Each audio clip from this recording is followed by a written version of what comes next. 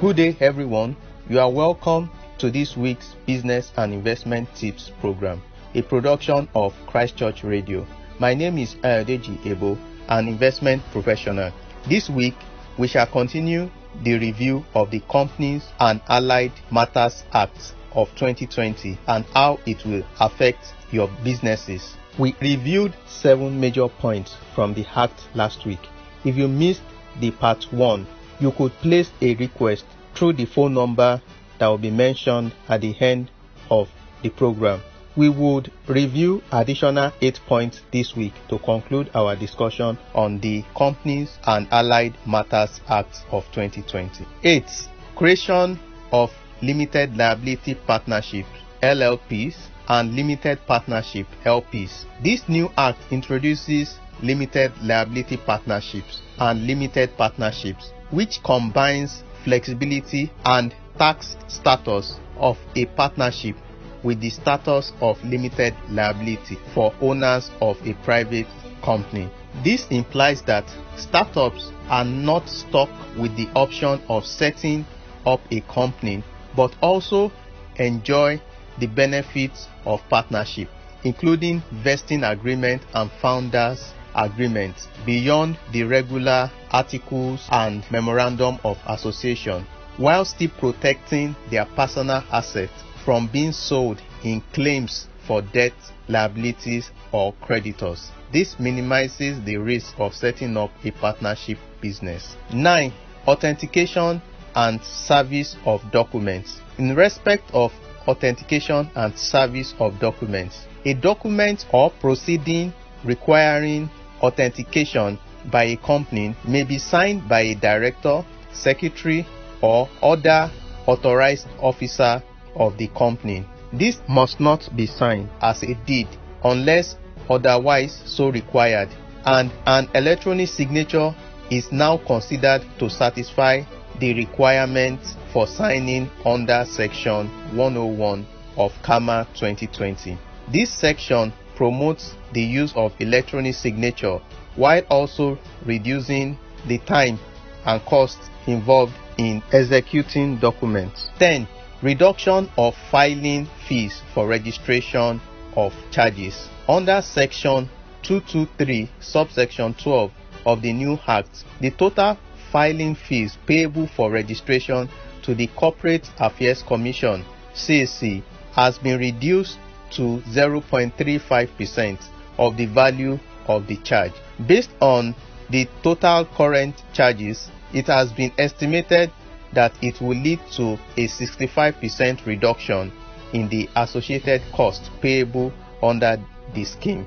11. Merger of incorporated trustees. The new act extends merger beyond limited liability companies to incorporated trustees. Section 849 implies that 2 or more non-government organizations, social entrepreneurs with different registered organizations but with similar goals can merge to form one single organization. Incorporated trustees are non-business and non-profit making organizations formed to facilitate acquisition of corporate personality by a community of persons bound together by custom, religion, nationality, or any association of persons. 12. Disclosure of persons with significant control in companies. Section 119 of the new Act emphasizes transparency in terms of control in a company. It requires that persons with significant control in a company must disclose its shareholding to other shareholders. For instance, anyone who has a person holding shares on their behalf as trustees or proxies while being shareholders themselves in the same company are expected to disclose such relationships for transparency.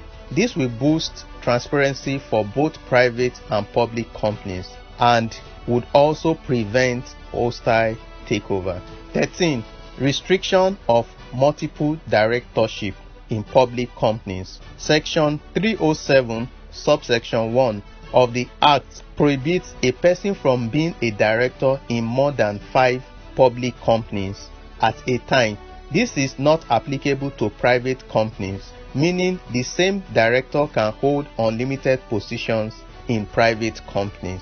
The idea is to ensure that this director has enough time to make meaningful and strategic contributions to these companies. Recall that public companies are expected to hold board meetings at least 4 times in a year, hence may be impracticable to be fully present for all the meetings. 14.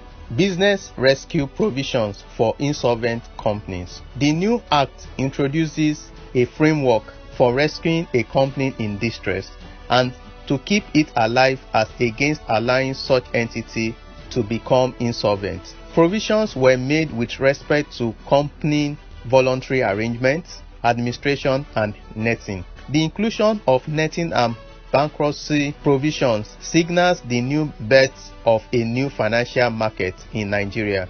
This will take care of critical legal deficiencies that have constrained the development of the financial markets. The netting provisions addresses the credit risk challenges, operational and legal challenges of gross settlement for spot and derivatives transactions, while the bankruptcy provisions tackle the uncertainty around the finality of settled transactions whilst securely ring-fencing collaterals placed in execution of financial contracts. I'm sure the FMDQ Group and Nigerian Stock Exchange would be very excited with this particular provision. 15.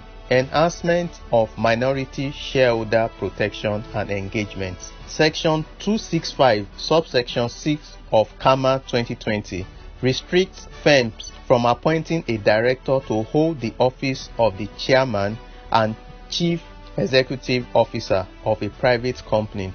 This will prevent inherent conflict of interest. As you all know, the job of the chairman of the board is to look out for the shareholders.